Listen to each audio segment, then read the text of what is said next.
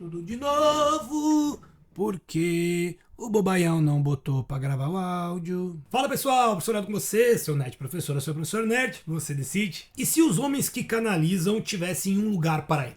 Que lugar seria esse? Essa questão será respondida no decorrer da série, quando surgir uma organização chamada de Torre Negra, que, como dá para perceber, é uma alusão à própria Torre Branca. No vídeo de hoje, a gente vai mergulhar nessa história e conhecer mais desse grupo de homens que, mesmo fadados a enlouquecer, decide que vai fazer alguma diferença no mundo. Vale destacar que esse vídeo vai ter grandes spoilers sobre toda a saga, beleza? Então, mergulha de cabeça por sua conta e risco.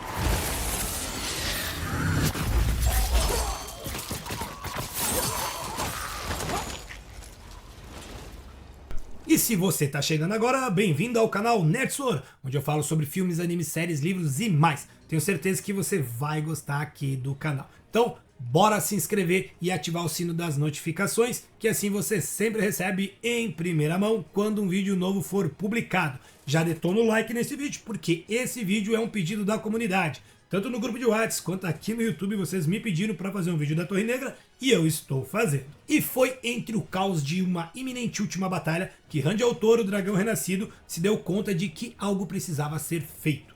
Num momento crucial da história, ali depois de Cairhien, quando eles da batalha de Cairhien, entre as batalhas contra os abandonados, a necessidade de aprender mais e mais sobre canalização para lutar, realmente lutar contra o tenebroso, e a iminência de uma loucura, o Rand entendeu que estava na hora de fazer algo a mais. E esse início de vídeo merece esse adendo.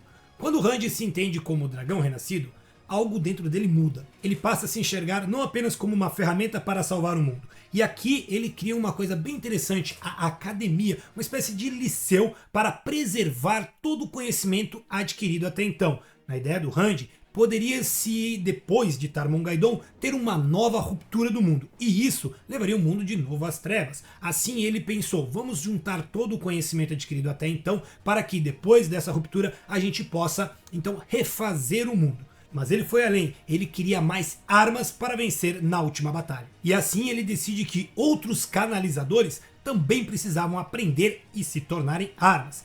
Se haverá uma luta contra o próprio mal, as forças da luz vão precisar de toda a ajuda possível. E é daí que surge a Torre Negra, um lugar em que homens que sentem que podem canalizar podem ir para aprender a se tornarem armas letais.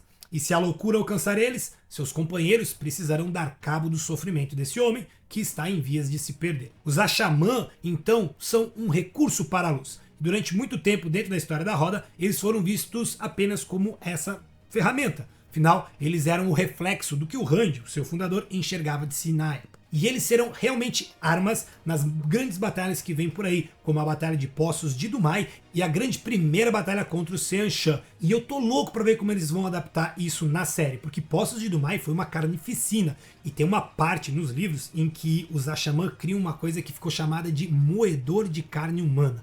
Os Shaidos sofreram ali. Não que eles não merecessem, né? Mas vamos falar mais sobre o treinamento desses homens que canalizam. Toda a perspectiva do treinamento Asha'man se baseia em batalha e militarismo. Muito mais do que, claro, das próprias Aes Sedai. Bem mais até do que a Ajá Verde. De certa forma, todo homem que canaliza tem uma espécie de bomba-relógio na sua cabeça. Então, o treinamento deles é muito mais acelerado.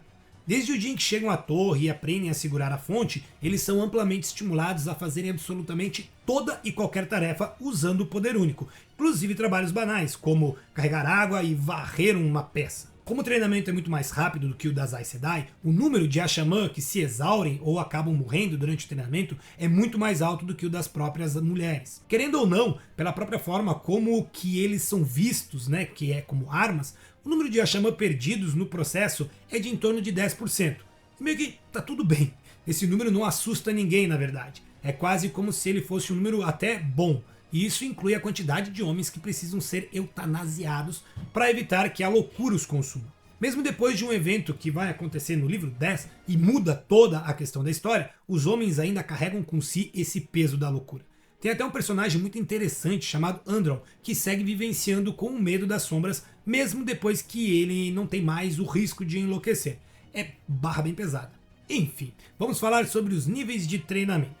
É muito similar à Torre Branca, tá? A Torre Negra também vai ter 3 níveis. O primeiro deles é o de soldados, é o mais baixo no ranking. Soldados não usam nenhum adorno e são muito similares às noviças, inclusive tendo que apresentar deferência e respeito aos seus superiores. Mas ao contrário das noviças, os soldados são obrigados a usar o poder único em todas as suas tarefas. O segundo nível é similar às aceitas e é o de dedicado.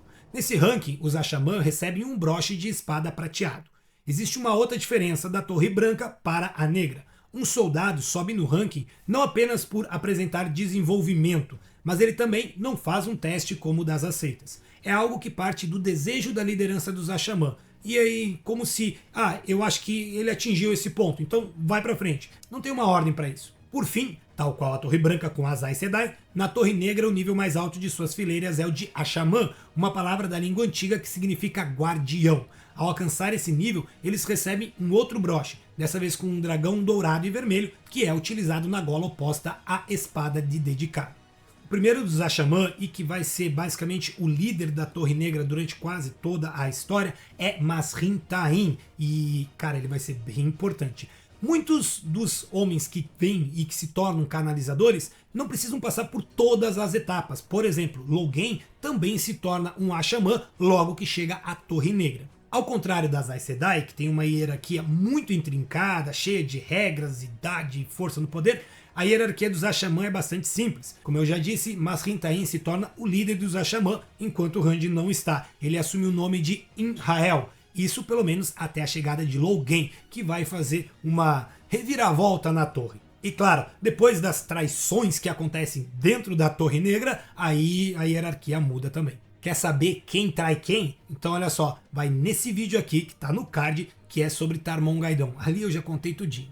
Outra diferença é que, caso um homem não consiga avançar nos rankings, ele não é mandado para casa, mas ele se torna um membro atuante e que vai fazer com que a torre continue funcionando. Além disso, na Torre Negra é muito comum que os homens que vão para aprender levem suas esposas, filhos e eles vão viver ali na região. Inclusive, muitos homens vão fazer um vínculo de guardião com as esposas para que eles saibam onde elas estão e elas também saibam onde eles estão. Apesar do nome, a Torre Negra não é uma torre, mas começa como uma fazenda aos redores de Andor e depois se torna uma vila. E só bem depois é que a torre em si começa a ser construída. Primeiro eles vão construir um muro de pedra negra e depois a torre. E nessa história toda nós sabemos que a Torre Branca tem uma já dedicada apenas a resolver os maus usos do poder. E claro, caçar homens que canalizam. Então você deve estar se perguntando, a Torre Branca não fez nada diante de tudo isso? E eu vou te dizer, fez um monte de coisa e nenhuma delas foi realmente útil. Entre mandar uma delegação presidida pelas vermelhas, pela Galina por sinal, para controlar os Asha'man, a enviar irmãs para vincular eles como guardiões, nada disso deu resultado. Mas essa é uma história para outro dia. Os Asha'man são uma excelente parte da história e eles funcionam perfeitamente como uma contrapartida do arco do próprio Rand, de ferramentas e armas a homens que se permitem sentir, se apaixonar e viver a vida.